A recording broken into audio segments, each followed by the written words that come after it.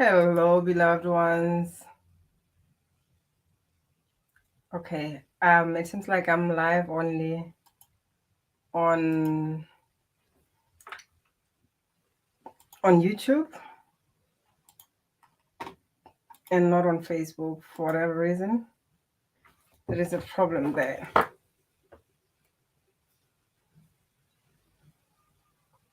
Hmm.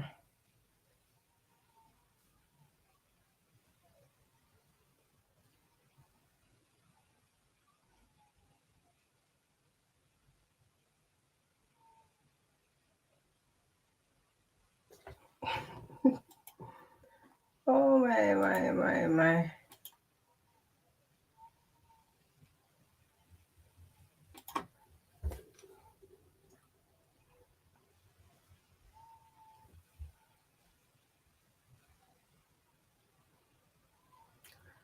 Um.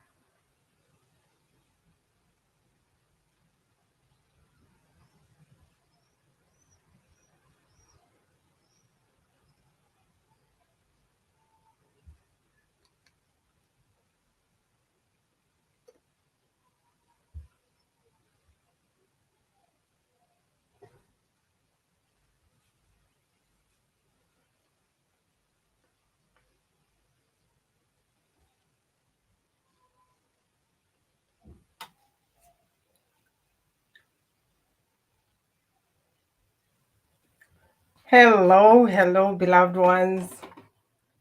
Um. It's quite interesting. You don't want to know what is going on here, because somehow I have a problem with my um camera and the mic issue as well, but it seems it's not my problem because I am currently live and I can only go live on YouTube but not on Facebook. So I don't know what the problem is. So I decided to show up live using my phone. Thank you for your patience. If you're here, if you're gonna watch this later, just tell me that you are watching it later, replay, and I'd like to know what your take is. And like I said, thank you for your patience. Supporting destructive patterns in relationship. Um, what is the topic? I got distracted. I'm sorry. I need to take a breath. And if you're watching this, I invite you to just breathe with me because technology stuff, there is nothing that we can do about it. At times, we just need to go with what is, you know. And if there is anything or any place where we get to learn to be patient, it's more when it comes to technology, especially with me. I'm just in this love relationship that is quite interesting. Yeah. But the topic for today, I just wanted us to have a conversation about is supporting destructive patterns in relationship does more harm than good. And I just wonder when you hear that, what comes to your mind, what comes to your memory, and what are destructive patterns, by the way? Because destructive patterns could be anything that disturbs the peace and that affects someone's health or someone's well-being, however that is. For instance, one thing that comes to my mind is the alcohol abuse. There is also food abuse. There is sex addiction. There is so many addictions that we have. At times it's just addiction to victimhood. At times it can be something as simple as addiction to violence, where when there is no conflict, you don't feel okay. You want something to distract the peace that is there, because you are used to the lack of you're used to the lack of peace. For you, that's what something that is lack of peace for you is kind of like normal. You understand? So these are destructive patterns, but I want to look more into those that are harmful to someone's health, like alcohol abuse, drug abuse, sexual addiction as well. It affects someone's health. Food addiction as well. It affects someone's health.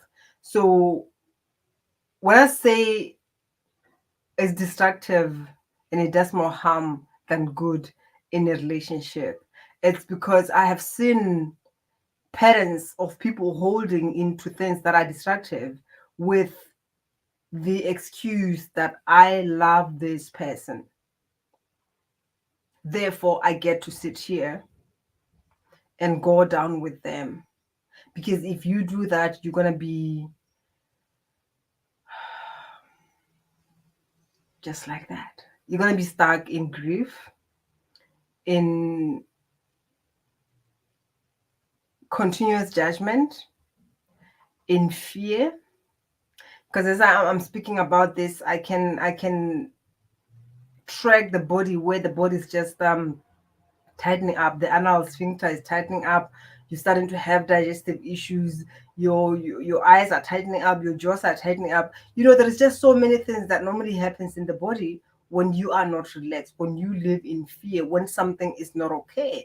And at times it's not even about something that is directly related with you. It's something that is related to those you love. And if you are in that situation where you don't want something to happen to them, but at the same time, it's something that is beyond you, because you cannot change other people. You can't. Sometimes we wish we could, but we can say whatever that we get to say. But if the other person is not in a point to receive the guidance that is coming through, is not ready to change, you can't do anything about it. And this also reflects back to you, because this is where I want to also bring you to say, okay, while you are supporting this, where are you coming from? And this reminds me of this question that I was once asked, where I was really angry about some things that was happening in the previous relationship that I was in. And as I was holding into that anger, and I was being invited to forgive, and I didn't know how to forgive. I didn't even want to, because I was holding into the wrongness that the other person did.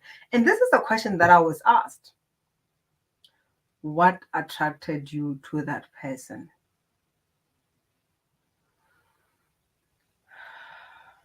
I just invite you to breathe. And you might be in a relationship where there's some destructive patterns happening, or you were in relationships where some destructive patterns were happening, and you are still holding into the treatment, the mistreatment, whatever that happened, you have not fully let go, or you are still trying to navigate and find a way around how you can sustain this relationship.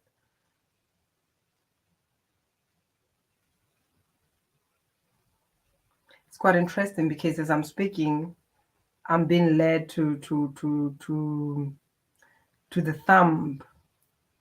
And if you are watching this, just observe what you're feeling in your body, because the energy is leading me to to the thumb, and there's a reason why you're feeling that on your left. At times that could be a mirror.